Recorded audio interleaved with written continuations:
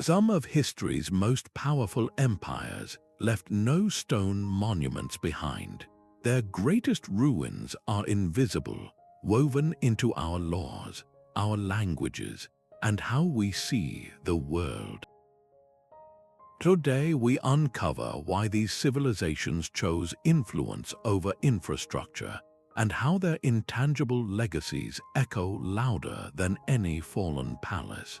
By the end, you will understand the true secret to building something that lasts for millennia. How did a civilization vanish completely yet shape the modern mind? What does it mean for an empire to live on not in stone, but in spirit? What legacy would you build if you knew it had to survive without a single brick? The might of an empire is not measured by the height of its walls, but by the depth of its ideas. While stone crumbles, a system of thought, a language, or a legal code can embed itself into the very fabric of future societies, becoming so commonplace we forget its origin. This is the ancient application of soft power, a form of influence that relies not on the sword but on cultural and intellectual appeal. A conquered people might eventually rebel against a foreign ruler, but they often willingly adopt a compelling philosophy, a useful technology, or a captivating story. The historian Arnold Toynbee saw this pattern clearly. He proposed that civilizations are not defined by their monuments, but by their creative minority, the small groups of thinkers who devise profound responses to the great challenges of their time. These responses, whether in law, art, or governance, become the civilization's true and lasting legacy. It is a shift in perspective from what was built to what was believed, from the palace that houses a king to the philosophy that guides a people for 1,000 years after that king is gone. This invisible framework is the empire that never truly falls. To understand how this works in practice, we need to look at a civilization that perfected the art of influence without stone. 4,000 years ago, cities rose with a logic that still feels modern. Wide streets laid out in precise grids, houses connected to a sophisticated network of drains, and bricks so standardized they seem mass-produced. This was the Indus Valley civilization, a society that mastered urban planning on a colossal scale. Yet in all that meticulous order, we find no great pyramids, no towering statues of kings, no grand palaces proclaiming the power of a ruler. The silence is deafening. Their written language, etched into small seals, remains a stubborn cipher, and their decline is a historical shadow. Who were the people who built this, and how did they govern themselves without leaving behind the usual trophies of power? The evidence points to something remarkable, a society that may have prioritized the collective over the individual, trade and community over the glorification of a single leader. Their wealth was invested not in monuments to the ego, but in the functionality of the city itself, in the well-being of every citizen. This invisible framework of social organization is their true ruin. We can see its echoes long after their cities were abandoned. The importance of ritual purity and bathing, so central to later Indian cultures, finds a startling precursor in the Great Bath of Mohenjo-Daro. The postures and practices that would one day evolve into yoga may have their roots in the spiritual life of this enigmatic people. Their legacy was not carved in stone, but woven into the very fabric of daily life and spiritual pursuit, passed down through generations until it became a timeless thread in the culture itself. They built an empire of influence, not of stone, and as we will see, this was not the only way to build an invisible kingdom. Across the ancient world, another kind of power was being forged not on land but on the open sea. While the Indus Valley built for permanence on land, a different kind of civilization mastered the open sea. The Phoenicians crafted an empire of water and wind, a sprawling network of trade routes that stitched together the ancient Mediterranean. Based in powerful city-states like Tyre and Sidon, they were not conquerors of vast territories but masters of commerce and navigation. Their ships, laden with precious dyes, glass, and cedar wood, became floating bridges between cultures, from the coast of North Africa to the distant shores of Spain. They built not sprawling palaces but vital trading posts and colonies like Carthage, nodes in a web of exchange. Their power was fluid, rooted in mobility and connection rather than the static control of land. Because of this, they left few grand ruins on the landscape. Their greatest monuments were not made of stone, but of routes and relationships. The true evidence of their empire is found in the cultural DNA they spread across 3 continents. Their most revolutionary export was not a luxury good, but a system of thought, a technology of the mind, the first widely used phonetic alphabet. Imagine the power of compressing the chaos of human speech into just 24 simple symbols. This was their gift. Before this, writing was a complex skill, a dense forest of hundreds of syllables and pictograms reserved for scribes and priests. The Phoenician alphabet democratized writing. It was practical, efficient, and learnable. This brilliant system was not hoarded, it was traded. The Greeks encountered it, saw its potential, and adapted it, adding vowels to create their own script. That Greek alphabet would, in turn, be passed to the Romans, whose Latin letters you are reading right now. The very words you speak are shaped by this ancient maritime innovation. This demonstrates a profound truth, that a simple, powerful idea loaded onto a merchant ship can ultimately conquer the world more completely than any army. A fortress of stone can be besieged and toppled, but a letter, a sound, a way of recording thought, once set free, becomes immortal. It lives on in every book, every street sign, every text message, a silent, continuous empire of influence. So if commerce could build an empire of letters, what kind of power could be forged from pure belief?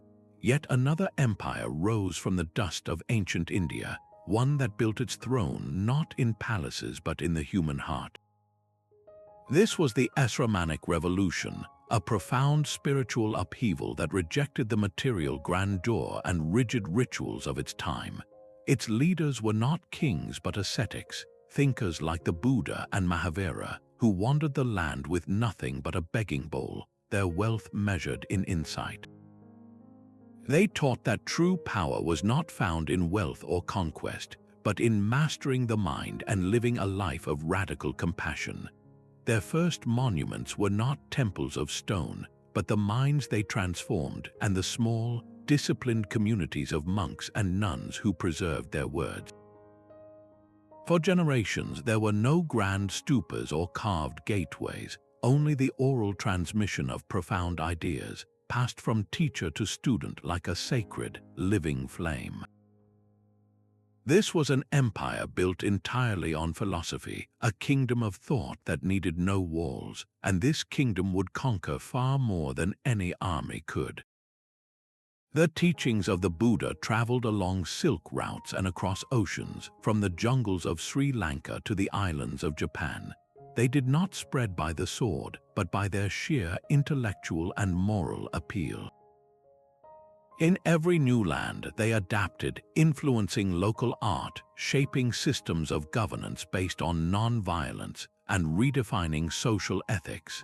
The great Emperor Ashoka, after a brutal war, embraced Buddhism and chose to rule through moral principles, erecting pillars not to his own glory, but to proclaim messages of tolerance and respect for all life.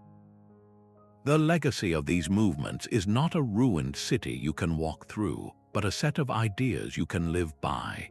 The very concepts of mindfulness, of karma, of the pursuit of inner peace, have become so woven into the global fabric of thought that we rarely stop to consider their ancient revolutionary origins. Their endurance proves that the most resilient constructions are those made of ethics and understanding, frameworks that can guide civilizations for millennia without a single brick or a central capital. This power of pure ideology would find another, more political expression, one that would eventually reshape entire continents from the ground up. 1,000 years after Rome's fall, a new kind of political entity claimed its legacy, yet it was a kingdom of parchment and ceremony, not of stone and a single capital. The Holy Roman Empire sprawled across Central Europe as a complex mosaic of hundreds of duchies, bishoprics, and free cities, all loosely bound by a shared legal fiction.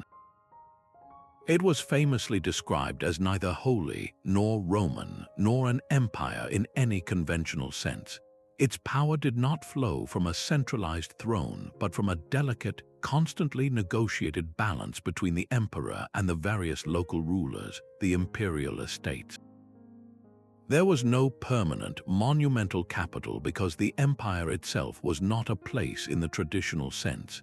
It was an idea, a vast and intricate legal framework designed to manage diversity and conflict. Its true architecture was its political structure, a system that pioneered concepts we now call federalism and checks and balances. The emperor's authority was checked by the imperial diet, an assembly where different territories had a voice, a radical notion for its time. This framework prevented any single power from dominating the others completely, creating a stable, if often messy, political order that endured for nearly a millennium.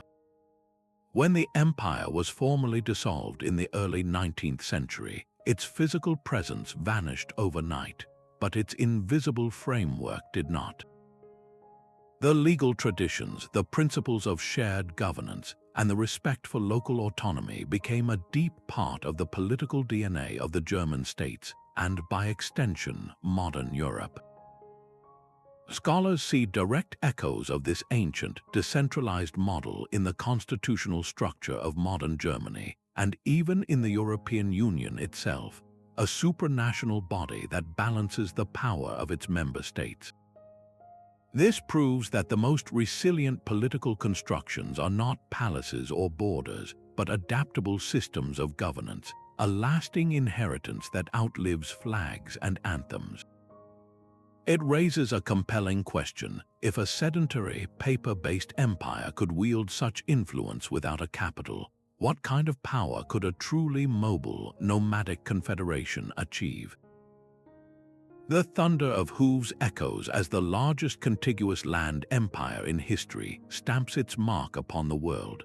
From the Pacific coast of Asia to the gates of Vienna, the Mongol conquests under Genghis Khan and his successors created a realm of unimaginable scale, forged by swift horse archers and terrifying siege engines.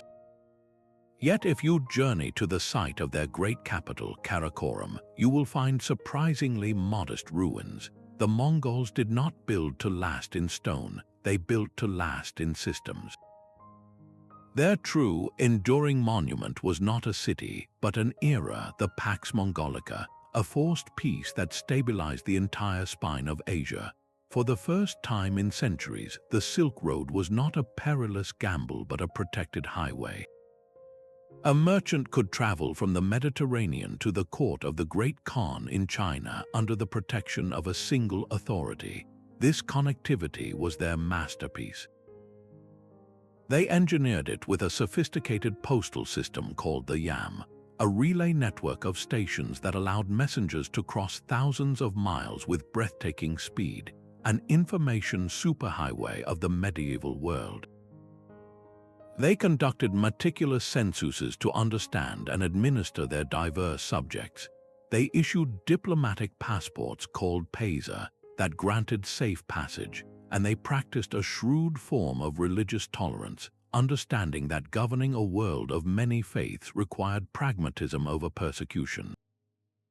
Their legacy is therefore invisible in the landscape but palpable in history itself. The transfer of gunpowder, printing, and navigational technologies from east to west, the accounts of Marco Polo, even the germs that would reshape demographics, all moved along the routes they secured. The Mongols proved that an empire's greatest construction can be the bridges it builds between worlds, the networks of exchange that outlive every wall. This power of connection, however, finds a stark contrast in a civilization that chose a different path to immortality, one built not on bridges, but on the unshakable power of the spoken word.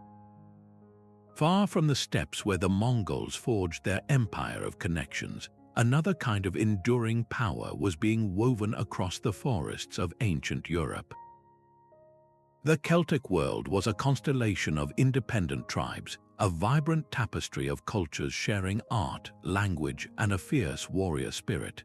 They built no single, unifying capital to rival Rome's grandeur.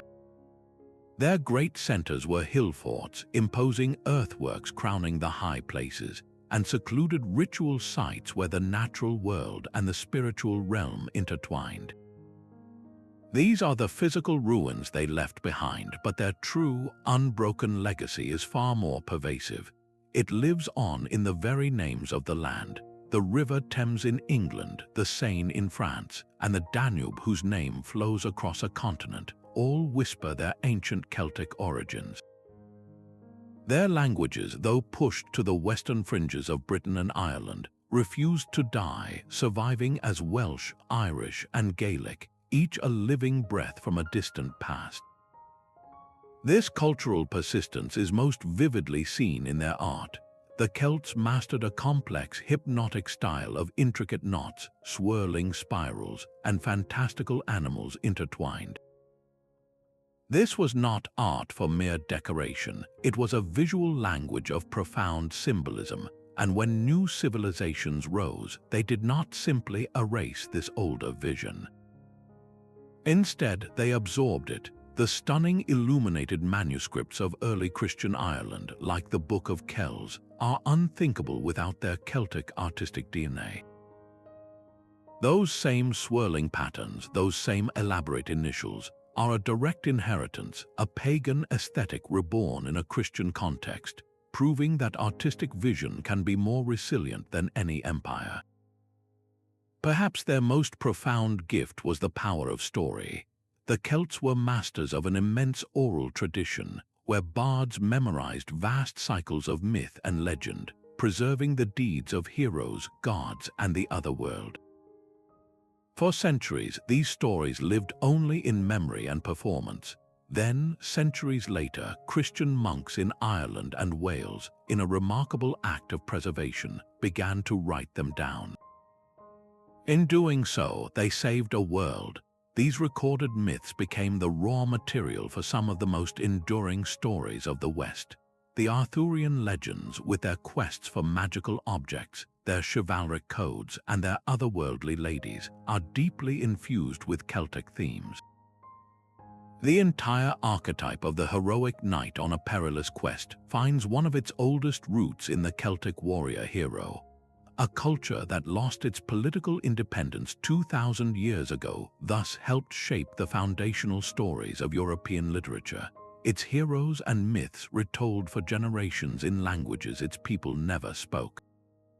The Celtic sphere demonstrates that a civilization's ultimate victory is not in ruling the land, but in haunting the imagination. It shows how cultural DNA can be absorbed, adapted, and reborn, ensuring that a people live on not in monuments of stone, but in the names on our maps, the patterns in our art, and the very stories we tell ourselves about heroism and magic. This power of cultural absorption finds a parallel in another kind of enduring network, one built not on tribal bonds but on unwavering faith. A different kind of empire was being built in the desert, one whose capital was not merely a city but a library. The early Islamic caliphates exploded across the map, uniting a breathtaking diversity of peoples from Spain to India under the banner of a new faith. Yet their most enduring conquest was not of land but of knowledge. They did not impose a uniform culture of stone, but instead cultivated a common intellectual language. In Baghdad, the Abbasid caliphs established the Beit al-Hikmah, the House of Wisdom. This was not a royal court for feasts and ceremonies, but a vibrant, state-funded research institute where scholars Muslim, Christian, Jewish, Zoroastrian gathered with a single mission: to gather all the world's knowledge and build upon it. They scoured the known world for manuscripts, translating the works of Plato and Aristotle from Greek, the medical texts of Galen, the mathematical genius of the Indians, and the astronomical tables of the Persians into Arabic. This was not a simple act of preservation, it was a great synthesis. While Europe was mired in its dark ages, these scholars were laying the foundations of modern algebra, a word derived from the Arabic al-jabr. They refined the decimal number system we use today, including the revolutionary concept of zero. They advanced optics, mapped the stars with unprecedented accuracy, and produced medical encyclopedias that would be standard textbooks in European universities for centuries. The magnificent mosques they built, like the Great Mosque of Samarra, are stunning, but they are local landmarks. Their true, global monument was this river of knowledge, a flow of ideas that they kept alive and massively expanded. Centuries later, when this knowledge was translated from Arabic into Latin and flowed back into Europe, it ignited the Renaissance, providing the very intellectual fuel for the scientific revolution. The caliphates proved that an empire's most resilient territory is the mind itself, and its most powerful army is a generation of curious scholars. Their legacy is not a border on a map, but the very framework of global science and philosophy. This power of a connected, intellectual network finds a parallel in another form of enduring influence, one built not by a centralized state, but by people scattered across the globe. 2,000 years without a homeland, and yet an unbroken chain of identity stretches across continents. After the destruction of the Second Temple, the Jewish people faced a diaspora that scattered them to the winds, from the markets of Babylon to the ports of Spain and the villages of Eastern Europe. They possessed no army, no central government, and no territory to call their own. What they did possess was a portable civilization, a kingdom contained within a library of sacred texts. The Torah provided the foundational law, while the Talmud, a vast and living sea of rabbinic debate and interpretation, became their movable homeland. This was not an empire of geography, but an empire of the book, a civilization whose borders were defined by the study hall and the synagogue. In every new land, from the Islamic caliphates to Christian Europe, they carried this framework with them. It guided every aspect of life, from ethics and diet to finance and family law, creating a resilient, self-governing community within a host society.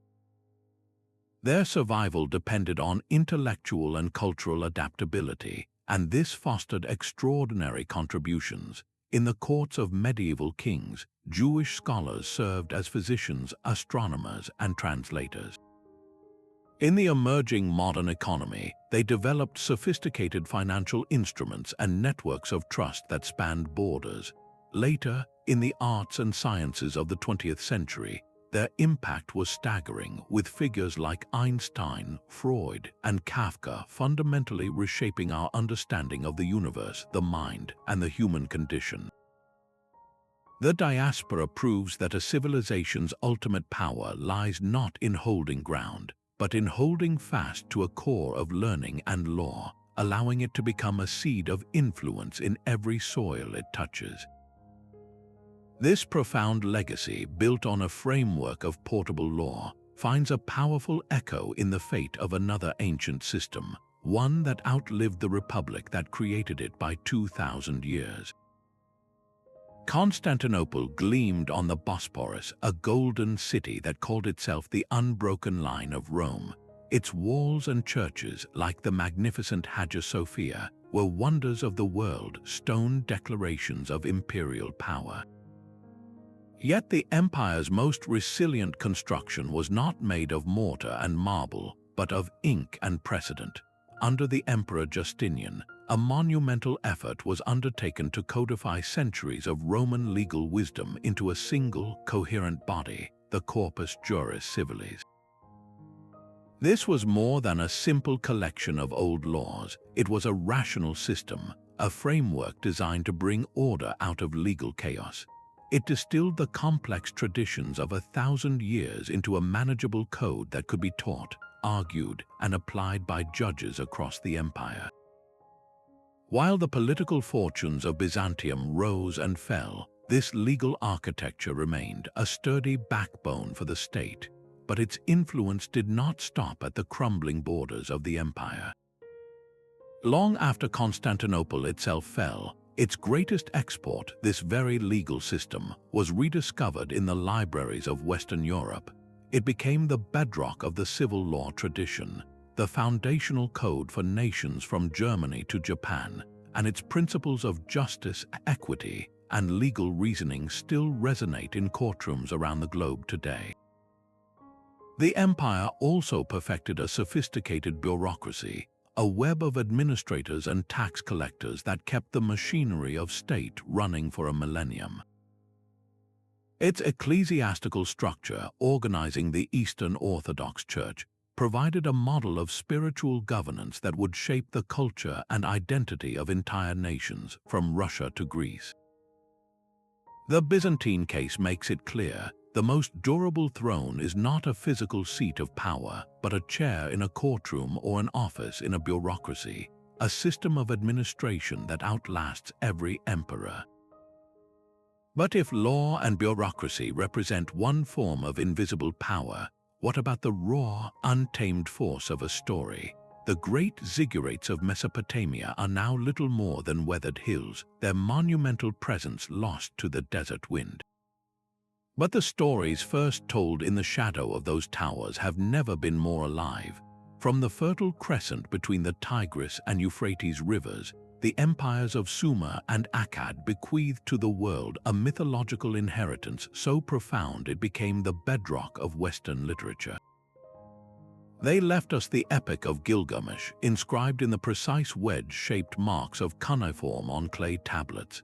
Here, in one of humanity's oldest surviving stories, we find a restless king's quest for immortality, a great flood sent by angry gods, and a man who builds a boat to save the seeds of life. These are not just ancient plots, they are the original blueprints. Centuries later, similar narratives would appear in the Hebrew Bible, in the Greek poems of Homer, and in countless other traditions. This was not mere coincidence, it was cultural diffusion on a grand scale. The Mesopotamian view of the cosmos, their ideas about divine kingship, and their foundational legal principles traveled along the same trade routes that carried spices and precious metals. A merchant from Babylon might sell his wares in a foreign port, but he carried with him the deeper cargo of his culture's myths. These stories provided a template for understanding the world, the gods, and humanity's place within it, a template that neighboring civilizations eagerly adapted and made their own. The political empires of Mesopotamia eventually crumbled into dust, their territorial control a fleeting moment in history. Yet their narrative empire, their kingdom of stories, conquered the human imagination for all time. This demonstrates that a compelling myth is perhaps the most durable artifact a culture can produce, more portable than any monument and more influential than any edict. If a story can wield such power across millennia, what invisible force might be woven into the very fabric of trade and currency? A crown was never forged for the Hanseatic League, for its true power was not held in a scepter but in a ledger. This loose confederation of German merchant towns and guilds rose not through conquest, but through contract, dominating the trade of the Baltic and North Seas for centuries without ever becoming a formal state. From London to Novgorod, their outposts were not castles but counting houses and warehouses, functional buildings designed for the swift flow of goods like timber, fur, and salt. Their empire was a web of mutual interest, woven with threads of standardized commercial law and a revolutionary system of trust. A merchant from Cologne could do business with a partner in Riga, confident that the rules were clear and the credit was sound, a network of financial trust that stretched across a continent. This required a new form of diplomacy, one conducted by merchants for merchants, resolving disputes and negotiating trade privileges that enriched their cities and secured their autonomy from kings and princes. The legacy of the Hanseatic League is therefore almost invisible in grand architecture, but it is embedded in the very DNA of global commerce. The concepts they pioneered, from international trade law to the very idea of a commercial republic, became foundational pillars for the modern capitalist world. They proved that the most resilient borders are not lines on a map, but the invisible frontiers of credit and contract, an empire built on a handshake that echoed for centuries. This mastery of practical systems raises a final, deeper question. What if the most influential empire of all was one that built nothing but a single, perfect idea? A wall can be torn down, but a system of thought can rebuild itself generation after generation. In ancient China, long before the unification of the empire, a scholar named Confucius, known to the West as Confucius, offered a radical blueprint for stability. His vision was not of a grand capital or a mighty army, but of a perfectly ordered society rooted in ethical relationships. The core of this order was the concept of filial piety, the respect for one's parents and ancestors, which he saw as the foundation for all other social bonds, including the loyalty of a subject to their ruler.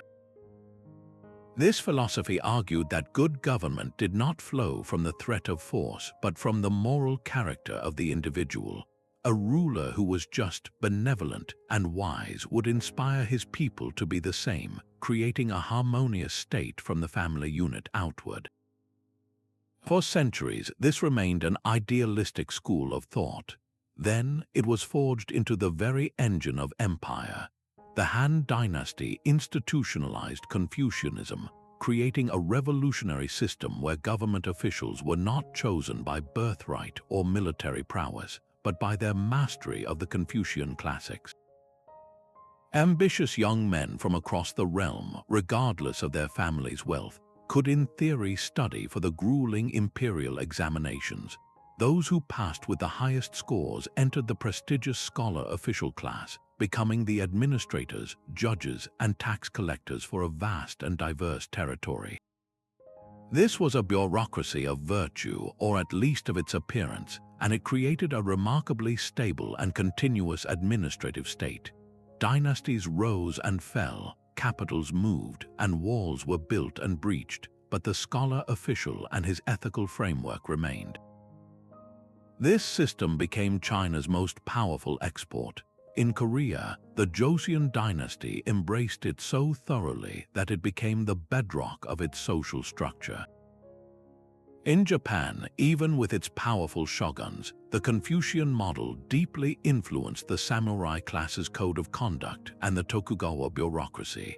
In Vietnam, it provided the template for its own imperial examinations and governance.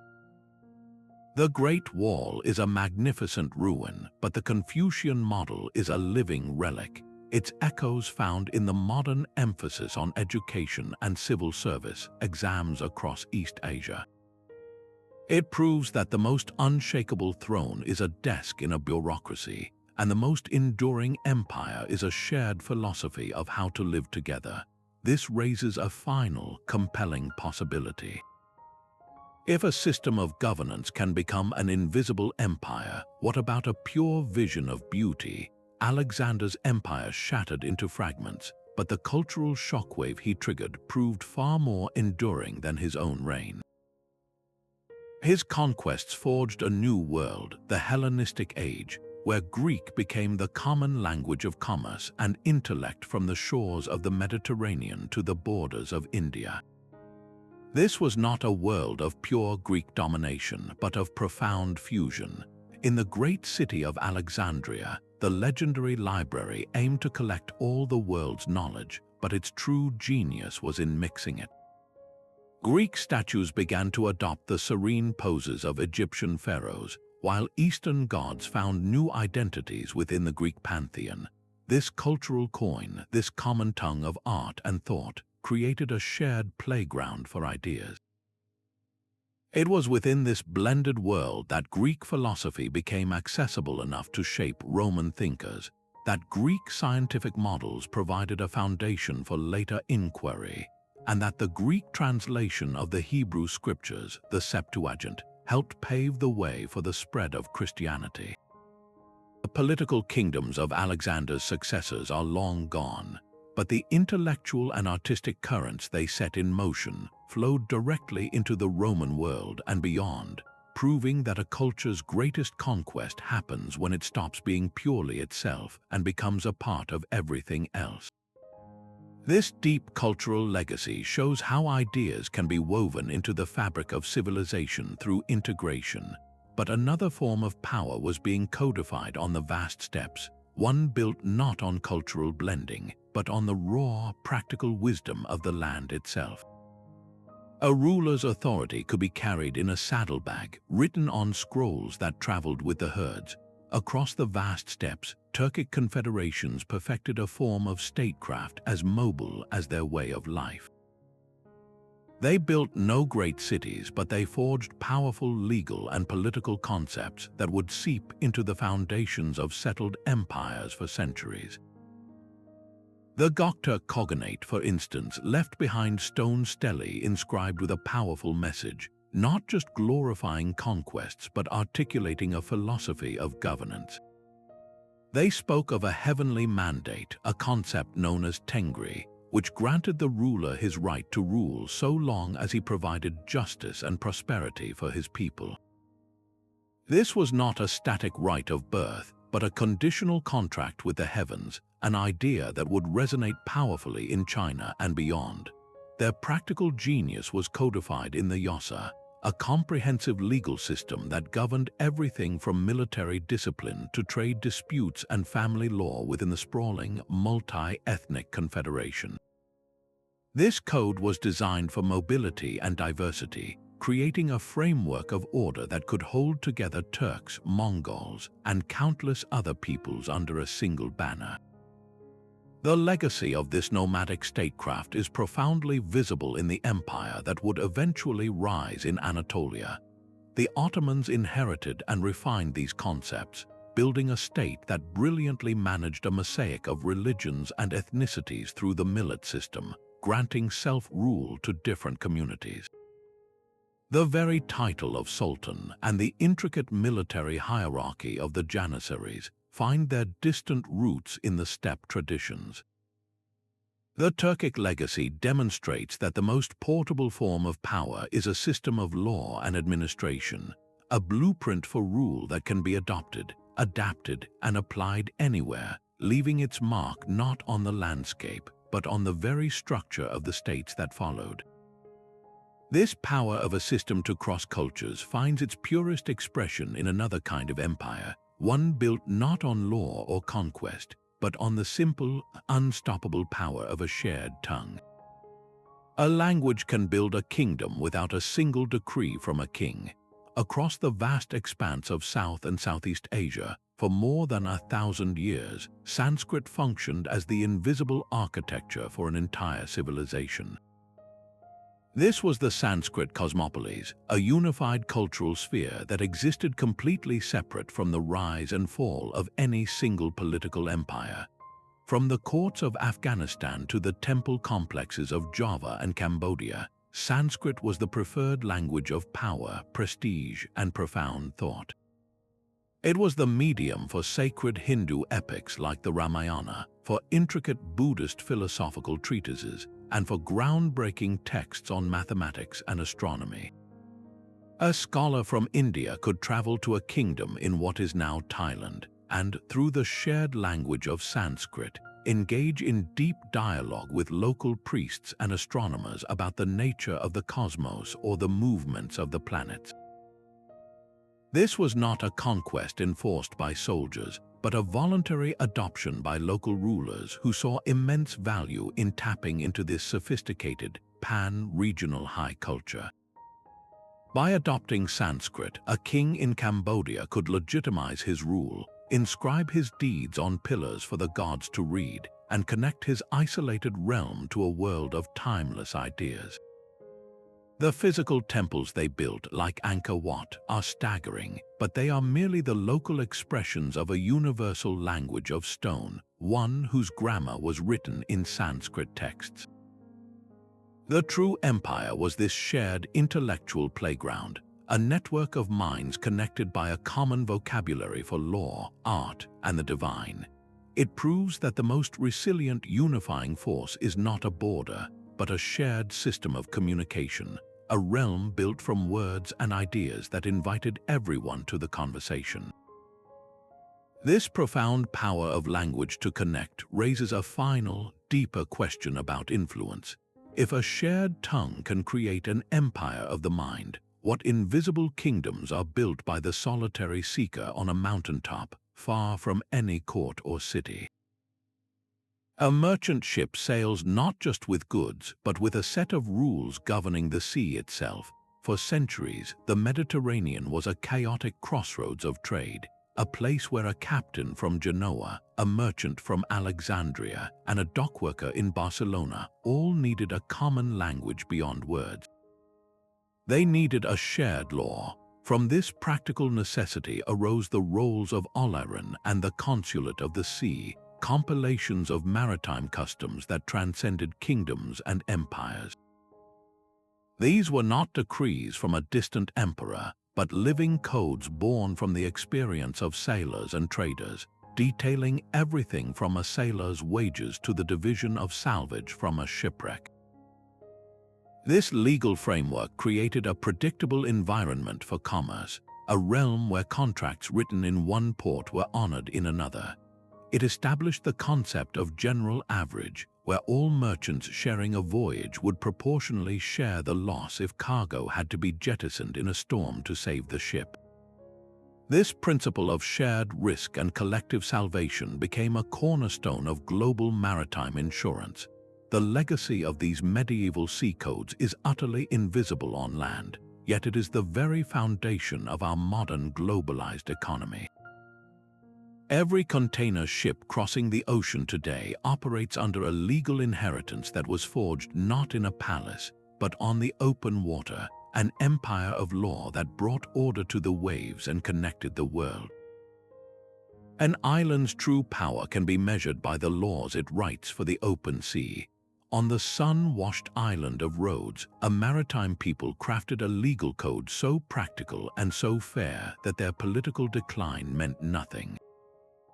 The Rhodian Sea Law addressed the brutal realities of ancient trade, providing clear answers to the difficult questions every captain faced.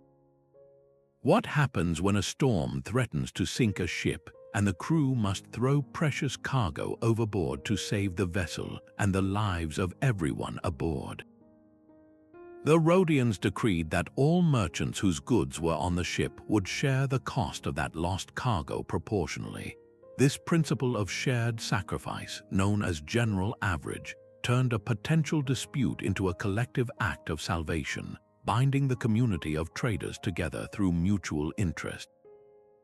Their framework also detailed the rules for salvage rights, for broken contracts, and for the wages of sailors, creating a predictable and just environment for commerce across the entire Mediterranean. This was not an empire of territory, but an empire of procedure. Its influence proved far more durable than any fleet. The pragmatic Romans, masters of administration, recognized the genius of this system and absorbed the Rhodian laws directly into their own vast legal corpus. Centuries later, when Mediterranean trade revived in the Middle Ages, the Rhodian spirit was reincarnated in the roles of Olaron and the Consulate of the Sea, foundational texts for European maritime tradition. Today, every container ship that crosses an ocean, every complex charter agreement, and every maritime insurance policy operates on principles that were first codified on that small island. The Rhodians built no great capital, but they built the invisible channels through which global trade would flow for millennia, proving that a niche innovation in law can become the bedrock for worldwide cooperation. This power of a specialized system to shape the world finds a parallel in another kind of enduring institution, one that trades not in goods, but in the currency of knowledge itself. The true University of Nalanda required no walls of stone, for its campus was the entire Asian continent. For over 7 centuries, this monastic institution in ancient India stood as a beacon of intellectual light, attracting scholars from as far as Korea and Turkey. Its vast library complex, the Dharmaganya, was said to consist of 3 multi-story buildings, one so grand it was called the Ocean of Books. Yet the university's true architecture was not in these buildings, which were eventually destroyed by invaders, but in its revolutionary model of knowledge. Nalanda was not a single, rigid school of thought, but a vibrant ecosystem of debate. Here, Buddhist philosophers debated Hindu logicians, astronomers charted the stars, and medical scholars compiled texts on surgery and herbal remedies. The curriculum was vast and demanding, encompassing grammar, metaphysics, and medicine. Admission itself was a rigorous intellectual trial, with aspiring students having to defend their ideas at the gates against fierce scholarly opponents. This culture of critical debate and deep inquiry was Nalanda's greatest export. When a Tibetan monk like Marpa or a Chinese pilgrim like Xuanzang studied at Nalanda, they were not just memorizing scriptures. They were absorbing a method, a way of questioning and validating knowledge.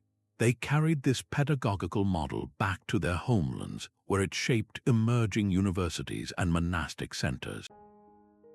The great Tibetan universities and the scholarly traditions of East Asia are deeply indebted to the Nalanda template. Its legacy is the globalized academic world itself, a world where ideas cross borders freely, debated in lecture halls and preserved in libraries. The burning of its manuscripts was a profound tragedy, but it could not erase the intellectual framework that had already been transplanted across thousands of minds.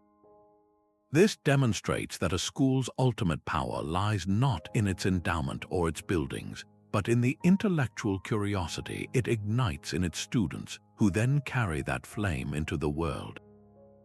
Just as Nalanda cultivated minds, another form of invisible power was quietly taking root in the very soil that fed these great civilizations, transforming landscapes and diets with a single, humble seed. A kingdom can migrate on foot, its borders redrawn with each new village and field. Across thousands of years, a slow-moving human tide flowed from West Africa, not as a conquering army but as families and clans seeking new land. This was the Bantu Expansion, a profound series of migrations that gradually populated much of the continent south of the Sahara.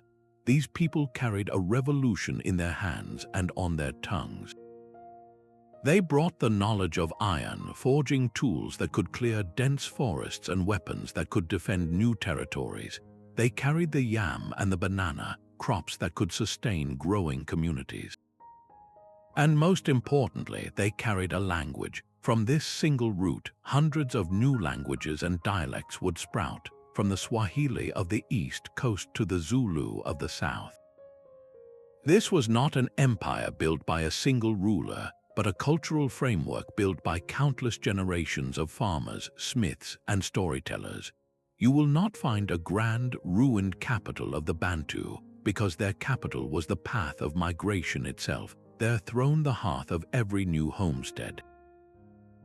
Their legacy is not in stone, but in sound, in the shared words and grammatical structures that link over 300 million people across a third of the African continent. This linguistic unity is their true monument, a living, breathing empire of the word that demonstrates how the most profound changes can come not from a decree, but from the slow, steady work of daily life and adaptation. This power of a shared language to create cultural cohesion stands in stark contrast to the glittering, centralized world of courtly cultures, where influence was projected not from the ground up, but from the throne outward. A court in Istanbul could converse with a minister in Delhi through the shared elegance of a Persian verse. Long after the political empire of Cyrus and Darius had faded into history, the Persian language embarked on a second, even more extensive conquest of the imagination. From the Ottoman Balkans to the heart of the Indian subcontinent, Persian became the undisputed language of high culture, diplomacy, and refined taste, creating what scholars call the Persianate World. This was not a single state, but a sprawling commonwealth of the mind, flourishing under Turkic sultans and Mongol khans who saw in Persian culture a key to legitimacy and sophistication. They adopted its poetic forms, its intricate administrative systems, and its distinctive artistic vision, weaving a golden thread of shared identity across a tapestry of diverse peoples. A nobleman in Central Asia, a scholar in Anatolia, and a Rajput prince in Rajasthan could all find common ground in the works of poets like Hafez and Rumi, in the miniature paintings that depicted epic romances, and in the complex, paper-based bureaucracy that ran their respective kingdoms. This shared cultural package was a powerful social glue. It allowed elites from different ethnic and linguistic backgrounds to communicate, collaborate, and compete within a single framework of prestige. The magnificent cities built in this era, like Isfahan with its stunning blue-tiled mosques and grand boulevards, were physical manifestations of this Persianate ideal. Yet the true, lasting empire was the aesthetic and administrative vocabulary itself, a portable court culture that could be established anywhere from a palace in Istanbul to a fort in Agra. This cultural prestige proved more resilient than any army, binding regions together for centuries through a mutual appreciation for beauty, learning, and refined power. It raises a profound question: if a shared love of art and poetry can forge such enduring connections, what invisible force can completely reweave the social fabric of a continent from the ground up? A single theological dispute nailed to a church door did not just create new churches, it shattered the foundational pillars of Western society, launching a revolution built on the printed page. The Protestant Reformation, ignited by Martin Luther and others, tore apart the unified fabric of medieval Christendom. Its most powerful weapon was not an army, but a newly translated Bible, mass-produced on printing presses and placed directly into the hands of ordinary people in their own languages. For the first time, the individual was empowered to read and interpret Scripture for themselves, a radical act that bypassed the institutional authority of the established church. This single shift demanded a new kind of citizen, a literate one. To read the Bible, you had to learn to read. Protestant communities, therefore, became fervent advocates for universal education, establishing schools and promoting literacy not as a luxury for the elite, but as a spiritual necessity for every believer. This created a more educated and critically thinking populace, a social transformation whose consequences would ripple far beyond the church walls. The Reformation also forged a new work ethic.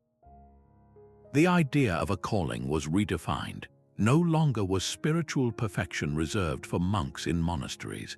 Any honest trade, any diligent labor performed in the world could be a form of divine service.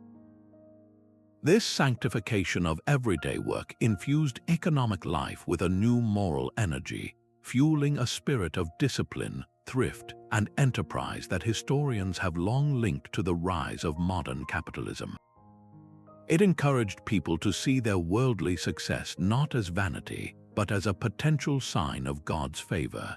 This ideological shift also laid the groundwork for modern democratic thought. The priesthood of all believers inherently elevated the individual conscience, suggesting a personal, direct relationship with God that no earthly ruler could fully mediate. This began to erode the divine right of kings and the absolute authority of the state, promoting the then radical notion that political and religious authority should be separate. The very concept of a person's right to follow their conscience, a principle so central to many modern constitutions, finds one of its deepest roots in this religious upheaval.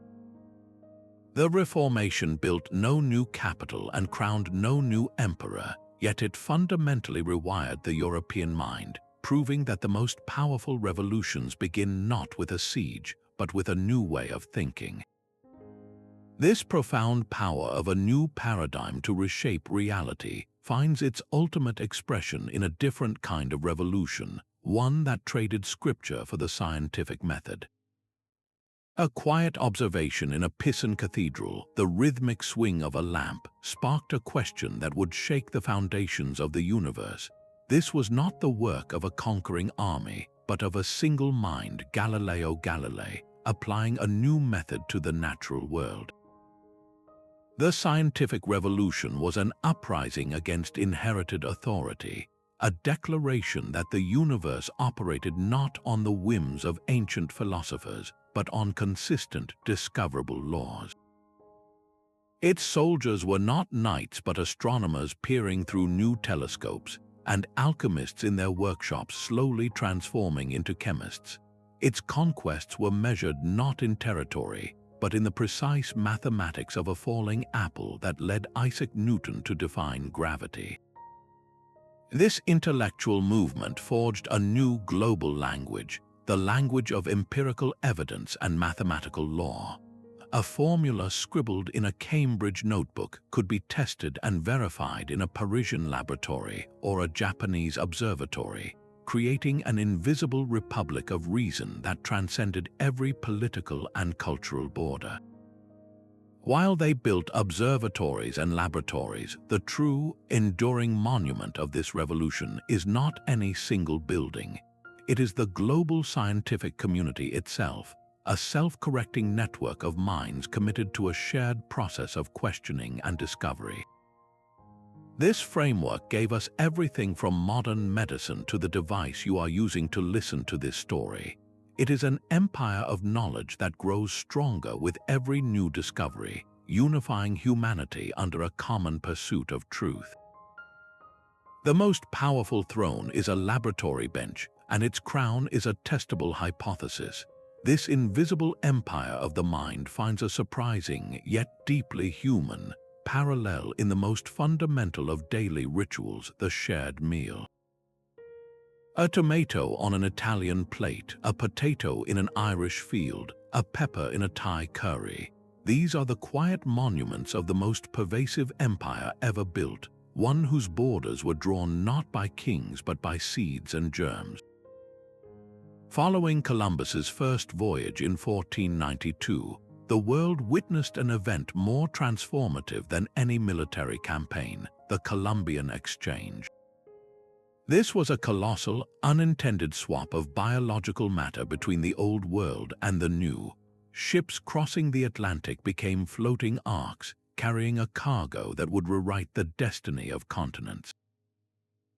From the Americas, Europe, Asia, and Africa received an astonishing agricultural bounty. The potato, a humble tuber from the Andes, proved to be a calorie-producing powerhouse, enabling population booms in Northern Europe. Maize or corn spread across the globe with equal speed, becoming a staple from Africa to the Balkans. Tomatoes revolutionized the cuisines of Italy and Spain, while cacao and vanilla created entirely new sensory pleasures. In return, the Old World sent its own life forms westward. Horses returned to the continents that had spawned them millennia before, transforming the cultures of the Great Plains. Wheat, sugarcane, and coffee took root in the Americas, fueling new agricultural economies that would shape global trade for centuries. But this exchange had a darker passenger. The viruses and bacteria Europeans carried were perhaps their most powerful, if tragic, export. Isolated for millennia, the indigenous populations of the Americas had no immunity to diseases like smallpox, measles, and influenza. The result was a demographic catastrophe on an almost unimaginable scale, a reworking of the human map more decisive than any battle. This biological legacy is the true empire. The political kingdoms of Spain and Portugal rose and fell, but the potato and the tomato remain. You cannot point to a capital city of the Columbian Exchange, yet its influence is on your dinner plate every single night. It demonstrates that the most fundamental changes to human society come not from edicts carved in stone, but from what we plant in the soil and what we set upon the table. This silent, biological reshaping of the world finds a powerful echo in another form of intangible influence, one that speaks not to our stomachs, but directly to our souls through melody and color. A drumbeat crossed the Atlantic in chains, a rhythm that refused to be silenced. The brutal forced migration of the transatlantic slave trade represents one of history's deepest wounds, a systematic attempt to erase identity and culture. Yet from that profound suffering, an empire of sound and spirit was born. Enslaved Africans carried with them no physical monuments, but something far more resilient, a rich cultural inheritance of complex rhythms, call and response vocal patterns, and a deep, syncretic approach to spirituality. In the harsh new world of the Americas, these elements did not vanish. They transformed, merging with European and indigenous traditions to create entirely new forms of expression that would one day captivate the globe.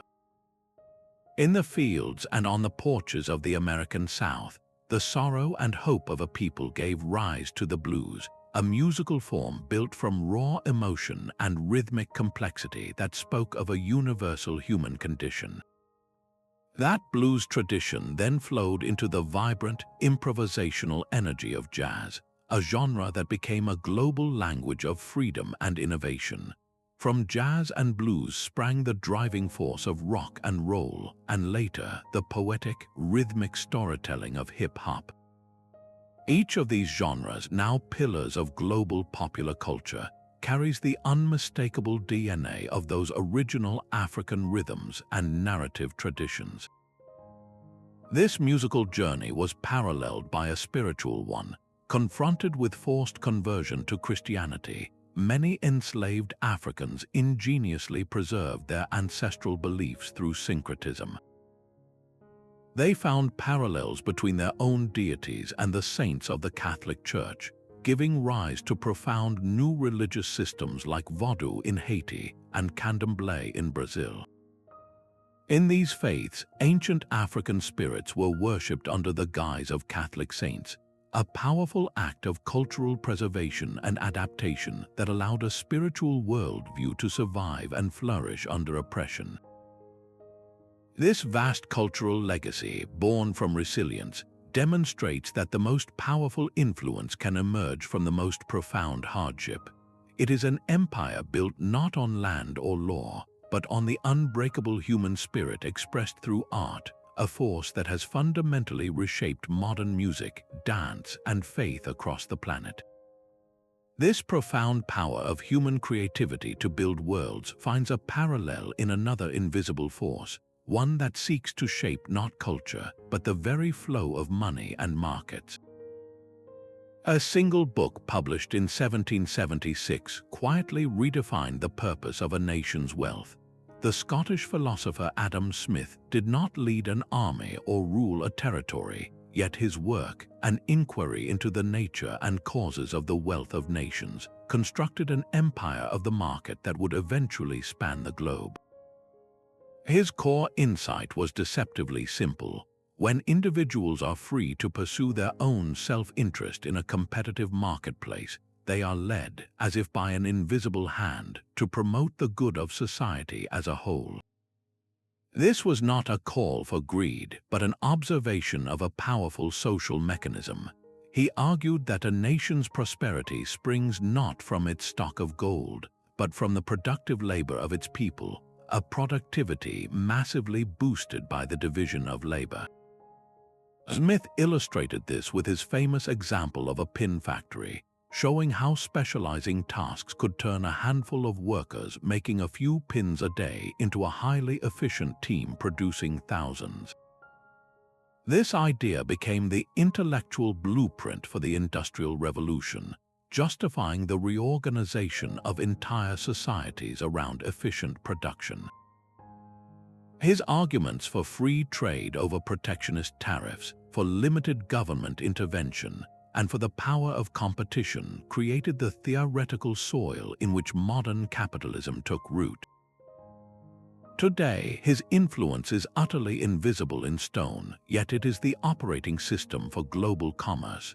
The language of supply and demand, the structure of corporations, the very logic of your daily transactions all bear the imprint of his thought.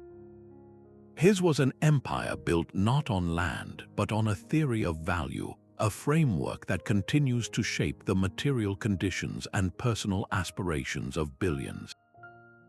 This power of a pure idea to orchestrate human activity on a planetary scale finds a profound counterpoint in a different kind of framework, one built not on self-interest, but on the universal principle of compassion for others.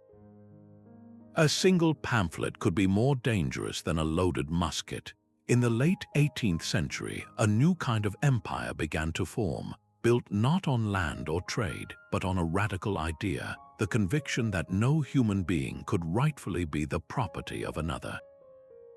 This was the abolitionist movement, a sprawling, grassroots network of activists, writers, and ordinary citizens who waged a war of conscience against the entrenched institution of slavery. They had no army, no treasury, and no political office. Their weapons were words printed in pamphlets and newspapers and spoken from pulpits and public podiums. They organized boycotts of sugar produced by enslaved labor, forcing everyday people to make an ethical choice with their purchases. They circulated harrowing first-hand accounts, like the narratives of Frederick Douglass, who used the power of his own eloquent testimony to make the abstract horror of slavery unbearably real for a distant public.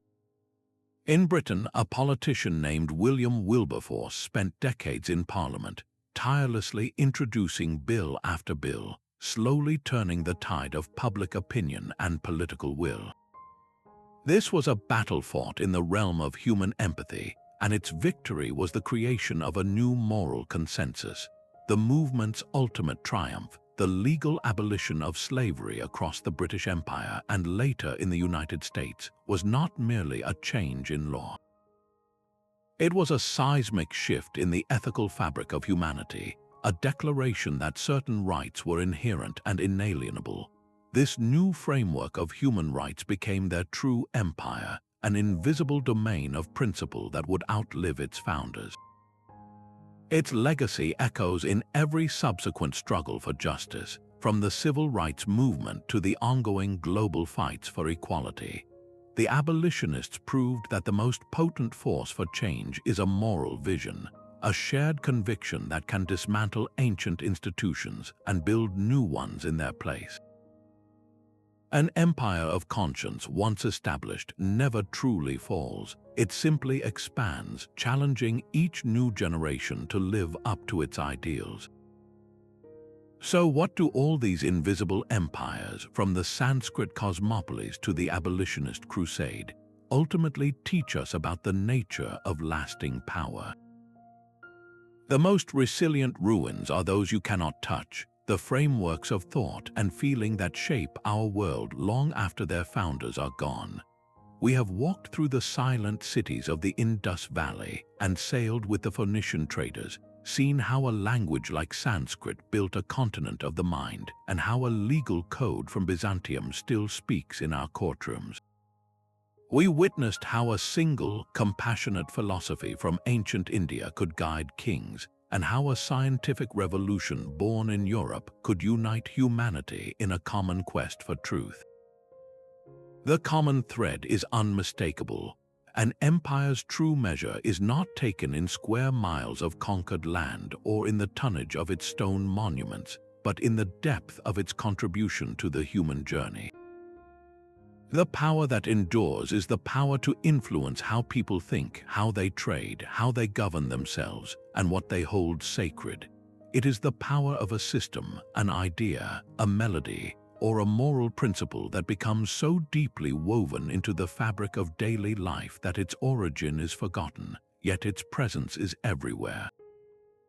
The greatest legacy is not a wall that keeps people out, but a bridge that invites them in, a shared inheritance that enriches all who encounter it. So as you move through your own life, building your career, your family, and your community, remember these invisible empires. Your most lasting impact may not be the physical things you accumulate, but the minds you enlighten, the kindness you show, and the ethical standards you uphold. What will your invisible legacy be? Thank you for joining this exploration of the empires that live on in spirit. If these stories have changed how you see the past and the future, I would love to hear your reflections. Share your thoughts below and subscribe to continue uncovering the hidden forces that have shaped our world.